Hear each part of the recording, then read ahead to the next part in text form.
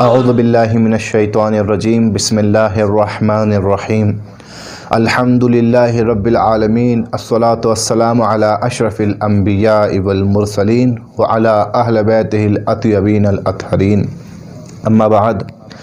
ناظرین اکرام، السلام علیکم ورحمۃ اللہ۔ آمادگی ظہور آن لائن کلاسز کی جانب سے دوسرے مہینے کا یہ چوتھا ہفتہ ہے اور آج کا درس ہمارا معرفت امام زمانہ عجل اللہ تعالیٰ فرجہ شریف کے عنوان سے ہے۔ ہم مسلسل اس موضوع پر آپ کی خدمت میں سلسلہ وار ایک ذکر کو پیش کر رہے ہیں، ایک موضوع کو پیش کر رہے ہیں، وہ ہے نیابت امام زمانہ کے نائبین۔ اور ہم نے شروع کیا ہے امام زمانہ کے خاص نائبوں سے، اور ہم نے دو نائب کی آپ کی خدمت میں زندگی اور ان کی مختصر سی تعارف ان کا پیش کیا تھا۔ لہذا سب سے پہلے تو آج کے دن کے عنوان سے، کیونکہ آج کا دن جمعہ ہے، امام زمانہ سے منسوب ہے، مناسبت امام زمانہ کی ہے، لہذا اسی مناسبت سے ہم یہ درس بھی رکھتے ہیں۔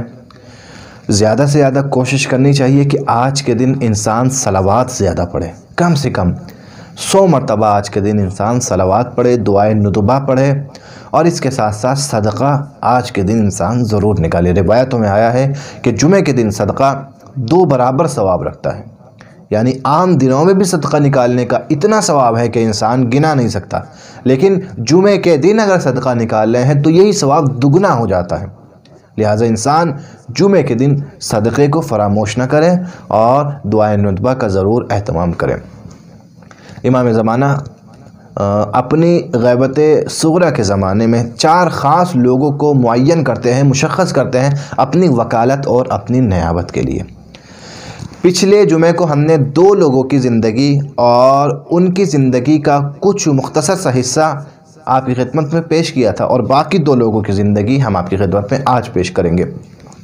امام زمانہ کے تیسرے نائب، اور یہ تیسرے نائب ہمارے درمیان سب سے زیادہ مشہور ہوئے، اور اس شہرت کی وجہ بھی میں آپ کو انشاءاللہ بتاؤں گا۔ جناب حسین بن روح علیہ السلام، جناب حسین بن روح، جن کے کنیت ابو القاسم، اور یہ نوبختی قبیلے سے تعلق رکھتے تھے، بہت بزرگوار تھے، اور علم اور تقوی میں یہ بڑی پہنچی ہوئی شخصیت تھے۔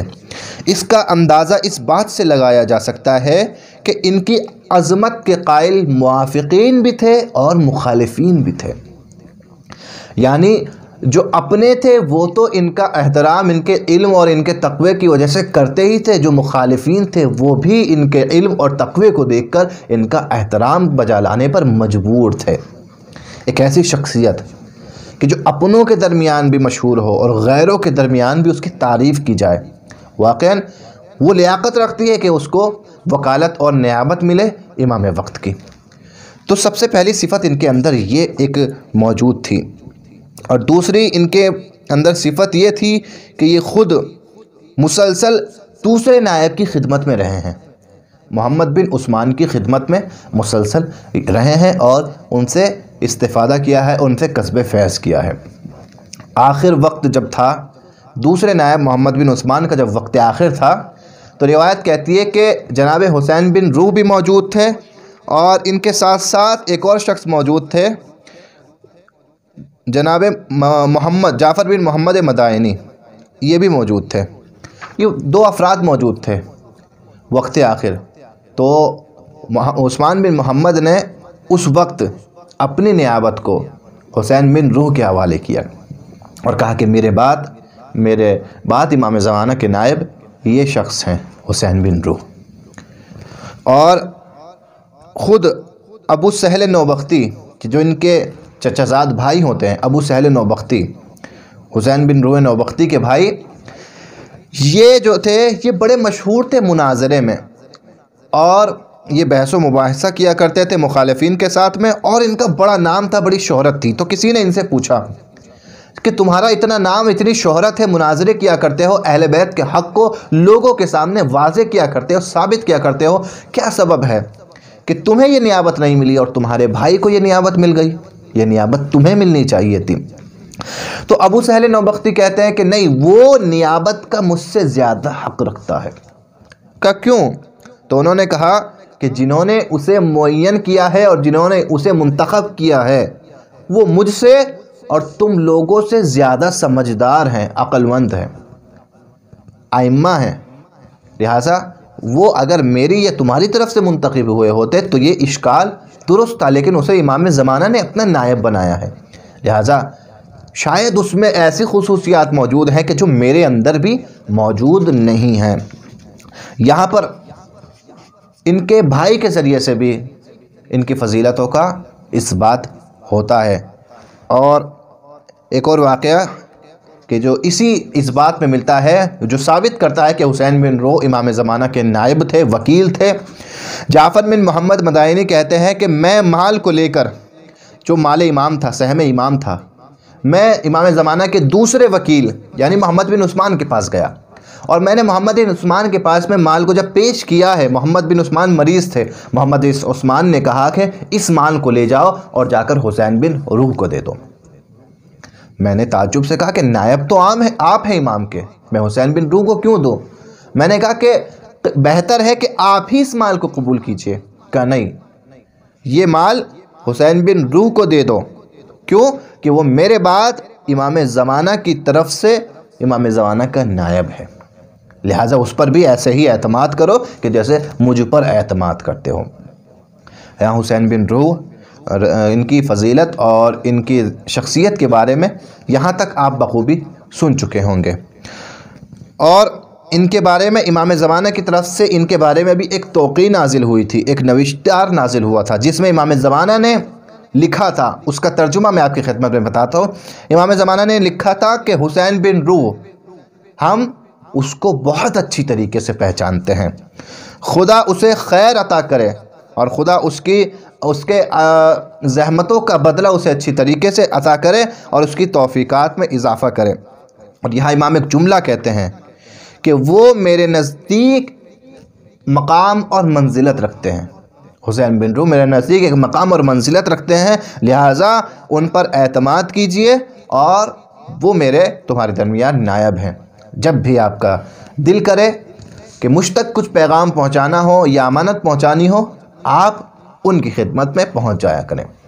یہ توقیع خود حسین بن روح کے لیے بھی صادر ہوئی ہے، لہٰذا 21 سال آپ امام زمانہ کے نائب خاص رہے ہیں، اور 305 ہجری میں جب وفات ہوئی تھی محمد بن عثمان کی، 305 ہجری میں آپ کی نیابت شروع ہوئی اور 326 ہجری میں آپ کی نیابت ختم ہوئی آپ کی وفات کے اوپر۔ جب آپ کی وفات ہوئی تب تک 21 سال تک آپ امام زمانہ کے نائب رہے ہیں۔ ان کی کرامتوں کے بارے میں بہت سی کرامتیں ذکر کی جاتی ہیں اور بہت سے واقعات بیان کیے جاتے ہیں، البتہ فقط 2 واقعات ہم آپ کی خدمت میں بیان کرتے ہیں تاکہ ان کی عظمت اور ان کی کرامت سے بھی ہم آشنا ہو سکیں کہ جیسے امام خود صاحب کرامت ہوا کرتے ہیں، امام کے چنے ہوئے نمائندے بھی صاحب کرامت ہوا کرتے ہیں۔ بس فرق یہ ہے کہ یہ لوگ اپنے ذاتی مفاد کے لیے ان کرامتوں کو استعمال نہیں کرتے، اپنی اس طاقت کو استعمال نہیں کرتے، بلکہ انسانیت کی خدمت کے لیے اس طاقت کو استعمال کرتے ہیں۔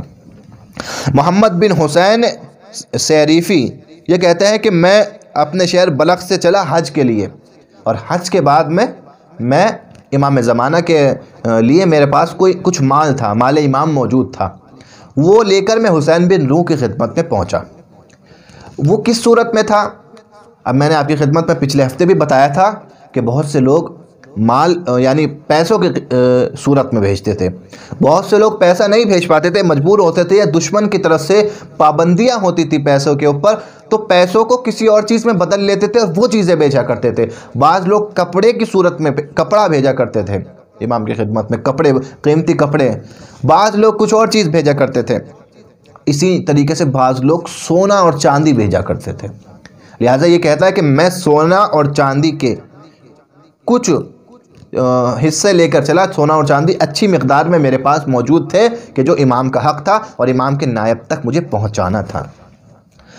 میں جیسے ہی حج کے لیے رکا، اب حج سے مجھے بغداد جانا تھا تاکہ میں بغداد میں حسین بن روح تک کی امانتیں پہنچا دوں، لیکن جب میں نے دیکھا، چیک کیا تو دیکھا کہ ایک ٹکڑا سونے کا کم ہے، کہیں گر گیا ہے، لہٰذا وہ ایک ٹکڑا بھی بڑا قیمتی ہوتا تھا، لہٰذا وہ کہیں گر گیا ہے، یہاں پر کیا بات ہے؟ یہاں پر حق امام ضائع ہو گیا، میں نے حق امام کو، امانت تھی میرے پاس امام کی، اس کو میں نے کہیں کھو دیا، لہٰذا یہ پشیمان ہوئے، اور یہ پہلے اپنے گھر واپس گئے، اور گھر جانے کے بعد میں انہوں نے اپنے مال میں سے سونا نکالا اور اس کو امام کے مال میں شامل کیا، اور پھر واپس گئے بغداد اور حسین بن روح کے پاس آئے۔ حسین بن روح کے پاس آنے کے بعد میں سارا مال حسین بن روح کو دے دیا، جتنے بھی سونے کے جواہر موجود تھے وہ حسین بن روح کو دے دیا۔ حسین بن روح نے سارے کیسے کو لے کے وہ ایک ٹکڑا نکال لیا، اور وہ ایک ٹکڑا واپس ان کے ہاتھ میں رکھ دیا۔ محمد بن حسین کہتے ہیں کہ یہ قبول کیوں نہیں کیا؟ کہ تمہیں پتہ ہے کہ یہ ہمارا مال نہیں ہے، تمہیں معلوم ہے، تم جانتے ہو کہ تمہارا مال ہے، اور جو امام کا مال تھا وہ تم نے ایک خیمہ لگایا تھا ریگستان میں، اس خیمے میں چھوٹ گیا ہے، اور ابھی بھی واپس جاؤ گے تو تمہیں اسی خیمے میں وہ ٹکڑا اور وہ سونا وہاں پر پڑا ہوا ملے گا، لہٰذا وہ لاؤ اور وہ لا کر مجھے دے دو، وہ جو ہے امام کے لیے ہے، اور یہ مال یہ تمہارا ہے۔ یہ واقعاً سوچنے پر انسان کے مجبور کر دے انسان کے ذہن کو کہ کس طریقے سے امام کے چنے ہوئے نائب جو ہے ان کا علم، ان کی بصیرت کس طریقے سے لوگوں کو دیکھتے ہیں اور لوگوں کے مسائل کو حل کرتے ہیں۔ یہاں واقعاً اس شخص نے اپنی طرف سے امانت داری کی کوشش کی ہے، مگر وہ بات کہ جو سب سے چھپی ہوئی تھی اس کو حسین بن روح نے ظاہر کر کے بتا دیا کہ دیکھو یہ مال امام کا نہیں ہے، امام کا مال تم فلاں جگہ بھول آئے ہو۔ اسی طریقے سے ایک اور شخص ہے حسین بن علی ابن بابویہ۔ حسین بن علی ابن بابویہ جو بہت شہرت بھی رکھتے ہیں، حسین بن روح کے پاس آتے ہیں اور آنے کے بعد کہتے ہیں کہ میں چاہتا ہوں اس سال حج پہ چلا جاؤں، مشورہ چاہتا ہوں، آپ کیا کہیں گے؟ تو حسین بن روح کہتے ہیں بہتر ہے کہ اس سال حج کو ترک کر دو، اس سال حج پر آپ نہ جاؤ۔ حسین بن علی کہتے ہیں کہ کیوں؟ میں اس سال حج پر جانا چاہتا ہوں اور میری منت ہے، میں نے منت مانی تھی کہ اس سال حج پر جاؤں۔ اب حسین بن روح کہتے ہیں ظاہراً اب آپ نے منت مانی تھی تو اب آپ کو جانا پڑے گا، ورنہ مصلحت اور صلاح اور بہتری تو اسی میں تھی کہ اس سال آپ حج کو ترک کر دیتے۔ مگر یہ منع کرنے کا سبب کیا تھا؟ یہ اس سال حج کو کیوں منع کر رہے تھے؟ ادھر حسین بن علی نکلے، نکلنے کے بعد میں انہوں نے ایک گزارش کی، میں ایک گزارش کروں گا، آپ کو جانا ہے حج پہ چلے جائیے، مگر بالکل آخری قافلے میں آپ نکلیے گا، سب سے آخر میں جو قافلہ حج کے لیے جائے وہ اس قافلے میں جائیے گا۔ وہ سال 310 ہجری تھی۔ اس سال ایک عجیب واقعہ پیش آیا، خانہ کعبہ پر متعدد موقعوں پر حملہ کیا گیا، یزید کے ذریعے سے بھی ایک حملہ ہوا، ایک حملہ خوارج نے بھی کیا۔ 310 ہجری میں خوارج نے حملہ کیا جسے واقعہ قرامتہ کے نام سے کہتے ہیں، قرامتہ کا واقعہ، یعنی خوارج نے خانہ کعبہ پر حملہ کیا، حجاج کو قتل کیا، کتنے حاجیوں کو مارا، اور حاجیوں کو مارنے کے بعد یہ حجر اسود کو خانہ کعبہ سے اٹھا کر لے گئے اپنے ساتھ میں، اور روایت کہتی ہے کہ 20 سال حجر اسود ان کے قبضے میں رہا، فقط وہ قافلہ باقی رہا کہ جو آخر میں آیا تھا اور جس میں حسین بن علی بابویہ تھے۔ وہ کہتے ہیں کہ میں نے شکر کیا کہ پروردگار تیرا شکر ہے کہ میں نے آنے سے پہلے حسین بن روح سے مشورہ کر لیا تھا، یعنی اس طریقے سے ایک حادثے سے حسین بن روح نے بچا لیا۔ تیسرا جو واقعہ ان کی زندگی کا ہے وہ آج تک ہم اس واقعے کے اوپر جو ہے اس کے اثرات آج تک دیکھتے ہیں۔ ہم امام زمانہ کو عریضہ لکھتے ہیں، اور عریضہ لکھنا واقعاً ہماری تمنا اور ہماری آرزوؤں کا جو ہے ایک ان کو آرزوؤں کو پورا کرنے کا، تکمیل تک پہنچانے کا ایک بہانہ ہے۔ مولا آپ ہمارے سامنے ہوتے تو ہم آپ کی خدمت میں آ جاتے اور آپ کی خدمت میں آ کر ہم حال دل بیان کر دیتے، مگر یہ ہماری اپنی مجبوری ہے کہ ہم آپ کی خدمت میں حاضر نہیں ہو پا رہے ہیں، ہمارے اعمال نے ہمیں روکا ہوا ہے، لہٰذا مولا ہم عریضہ لکھیں گے۔ عریضے کی رسم جو تھی وہ ہر امام کے دور میں موجود تھی، مگر رسمیت اس کو امام زمانہ کی نیابت کے بعد ملی، امام زمانہ کے غیبت کبریٰ میں اس کو رسمیت ملی، جب علماء اور فقہاء اور مراجعین نے اس رسم کو شروع کیا اور امام زمانہ کو عریضہ لکھا۔ آج بھی ہمارے ہندوستان میں اور پاکستان میں یہ رسم ہے کہ نیمہ شعبان کو، شب بارات کو ہم عریضہ لکھتے ہیں، ایک کاغذ پر اپنی حاجتوں کو اور اپنے دل کے حال کو لکھتے ہیں، اس کاغذ کو ہم لپیٹ کر ایک مٹی یا ایک آٹے کے اندر رکھ کر دریا کے حوالے یا کنویں کے حوالے کر دیتے ہیں، اور ہمارا دل میں عقیدہ یہ ہوتا ہے کہ یہ حاجتیں اور یہ عرضی ہماری امام زمانہ تک پہنچ جائیں گی۔ بہت سے لوگ اس پہ اعتراضات کرتے ہیں، اشکال کرتے ہیں کہ یہ کون سی رسم ہے، اور بہت سے لوگ اس کی تائید کرتے ہیں اور اس کو امام زمانہ سے رابطہ برقرار کرنے کا ایک ذریعہ سمجھتے ہیں، اور یہ واقعاً بہت بہترین ذریعہ ہے۔ اس کا عریضہ لکھنے کا سب سے بڑا فائدہ یہ ہے کہ مہدویت پر، امام زمانہ کی امامت پر ایک شیعہ کا اعتقاد پختہ اور مضبوط ہوتا چلا جاتا ہے۔ کیونکہ جب پوچھا جاتا ہے کہ خط اگر لکھیں گے تو اس کو لکھیں گے کہ جو زندہ ہو، جو موجود ہو۔ انسان خط لکھ کے بتاتا ہے کہ میرا امام زندہ بھی ہے اور موجود بھی ہے، ہر سال اس کے دل میں یہ تمنا زندہ رہتی ہے، لہٰذا جو عریضہ لکھتا ہے امام زمانہ کی زندگی کا منکر نہیں ہو سکتا۔ وہ یہ ایک امید پیدا کرتا ہے شیعوں میں کہ ہم بہت سی چیزیں اپنے بھائیوں سے نہیں بتا سکتے، اپنے ماں باپ سے نہیں بتا سکتے، مگر ہمارا دل کرتا ہے کہ کوئی ایسا شخص ملے کہ جس سے یہ چیزیں بتا دیں۔ آئیے ہم عریضہ لکھتے ہیں اور اپنے امام کو وہ باتیں بتاتے ہیں۔ حالانکہ اگر خلوت میں انسان تنہائی میں امام زمانہ سے باتیں بھی کرے تو امام زمانہ تب بھی سنیں گے، لیکن عریضے کی رسم اپنی جگہ خود ایک فضیلت اور عظمت رکھتی ہے۔ البتہ عریضے کے تعلق سے یہ عقیدہ پیدا ہو جانا کہ امام زمانہ پانی میں رہتے ہیں یا امام زمانہ کا گھر پانی میں ہے، یہ عقیدہ غلط ہے، کیونکہ کوئی بھی مکان اور کوئی بھی جگہ امام زمانہ سے مشخص نہیں کی گئی ہے۔ یہ کیوں کہتے ہیں کہ عریضہ لکھو اور پانی میں بہا دو؟ یہ بھی واقعہ پلٹتا ہے، اور یہ بھی بات پلٹتی ہے حسین بن روح کی طرف۔ مرحوم صدوق اپنے کتاب میں لکھتے ہیں کہ ابو علی بغدادی حسین بن روح کے پاس میں موجود تھے۔ ایک خاتون آتی ہیں اور آنے کے بعد میں کچھ مال ان کے پاس میں ہوتا ہے، کچھ چیزیں ان کے پاس میں ہوتی ہیں جو امام کے لیے وہ لائی ہوتی ہیں۔ وہ خاتون حسین بن روح کو کہتی ہیں کہ یہ چیزیں میں امام کے لیے لائی ہوں۔ حسین بن روح کہتے ہیں کہ ان چیزوں کو دجلہ میں ڈال دو، یہ نہر فرات، اس کے اندر ان چیزوں کو ڈال دو۔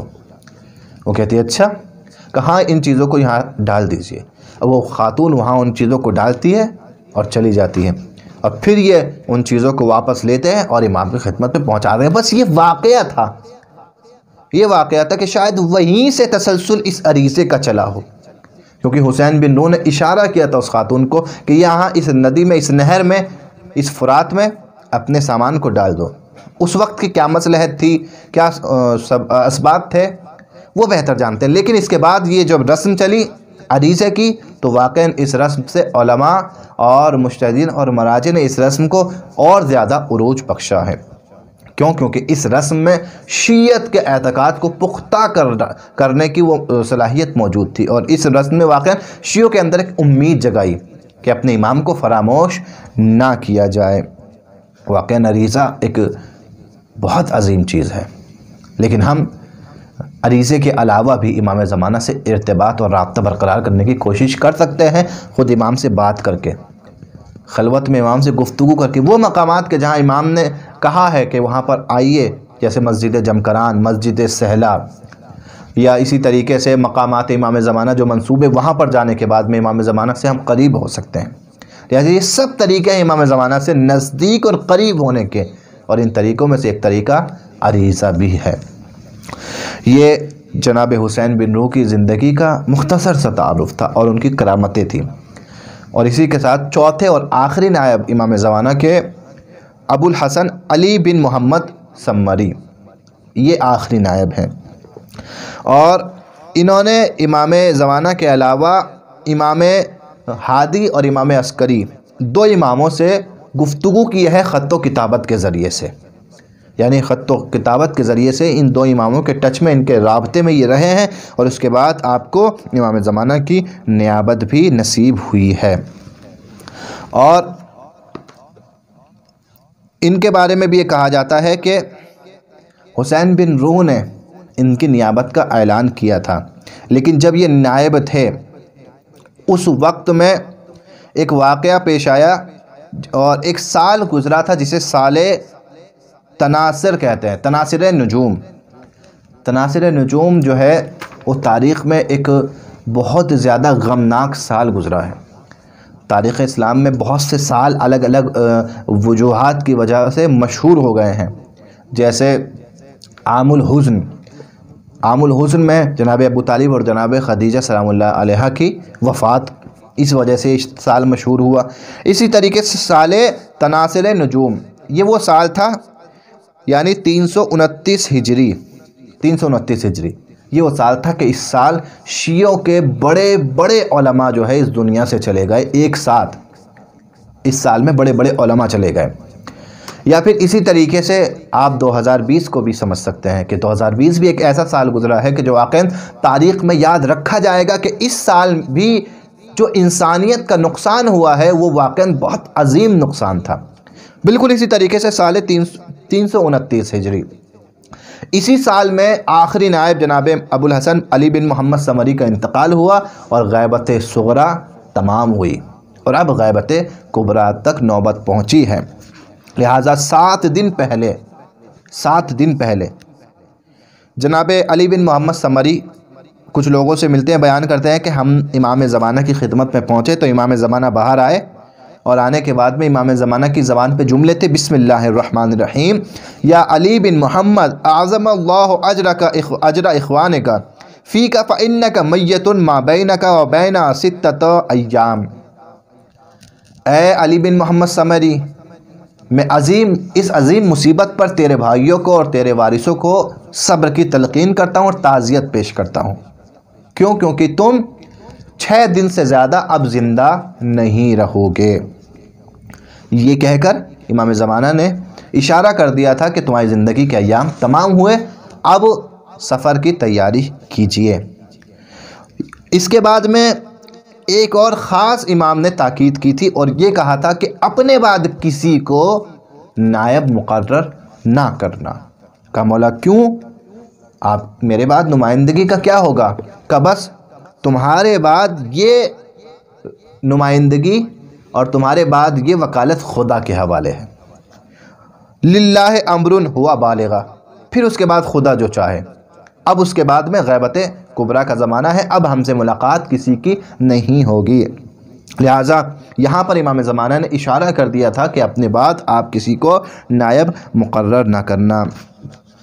ان کی کرامت کے حوالے سے بھی ایک واقعہ ذکر کیا جاتا ہے کہ آپ بھی صاحب کرامت تھے، اور ایک مرتبہ احمد بن ابراہیم میں مخلد کہتے ہیں کہ ہم بہت بڑے بڑے علماء کے درمیان بغداد میں بیٹھے ہوئے تھے، اور اچانک سے علی بن محمد ثمری نے آیہ رجعت پڑھی، اور آیہ رجعت پڑھنے کے بعد کہا کہ خدا ابن بابویہ کو بخشے، پروردگار اس ابن بابویہ کی مغفرت کرے۔ یعنی علماء کے درمیان بیٹھے ہوئے تھے، اور اچانک آیہ رجعت انا للہ و انا الیہ راجعون پڑھا، اور کہا کہ پروردگار ابن بابویہ کی بخشش کرے۔ ہمیں یہ بات بہت عجیب لگی، مگر کچھ دنوں بعد ہم مطلع ہوئے کہ اسی روز، جس روز یہ واقعہ پیش آیا تھا اور علی بن محمد ثمری نے اس طریقے سے دعا کی تھی اور آیہ رجعت پڑھی تھی، اسی روز قم میں جو تھا ابن بابویہ کا انتقال ہوا، انہوں نے وفات پائی تھی۔ یعنی ایک شخص کا قم میں انتقال ہوتا ہے، اور اسی وقت ایک شخص کو اس کے مرنے کی خبر ہو جاتی ہے، اور وہاں سے وہ مرنے کے بعد ان کی مغفرت کی دعا کرتے ہیں۔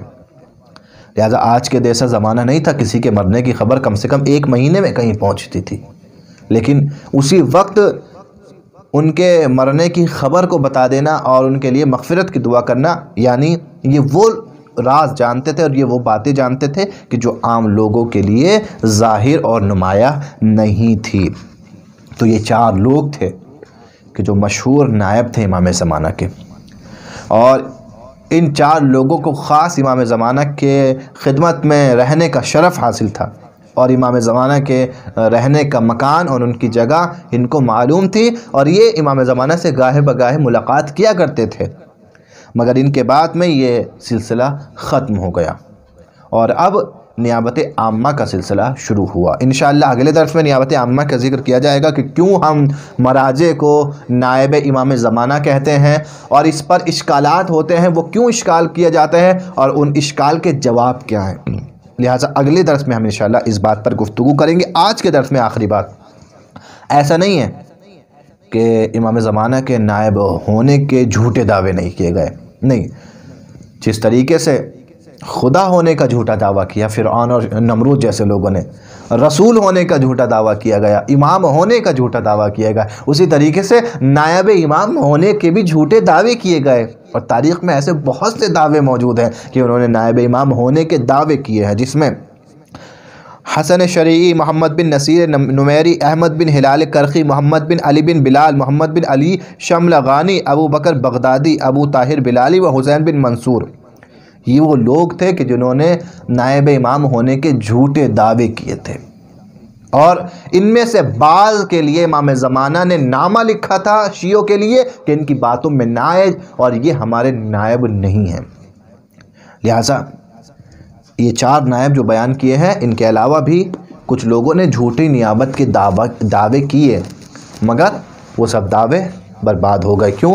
کیونکہ جو امام کی جانب سے چنا جاتا ہے، اس کے چننے پر، اس کے منتخب ہونے پر کچھ دلائل اور کچھ شواہد ہوتے ہیں، اور خود اس کی زندگی گواہ ہوتی ہے کہ ہاں واقعاً یہ امام زمانہ کا نائب ہے۔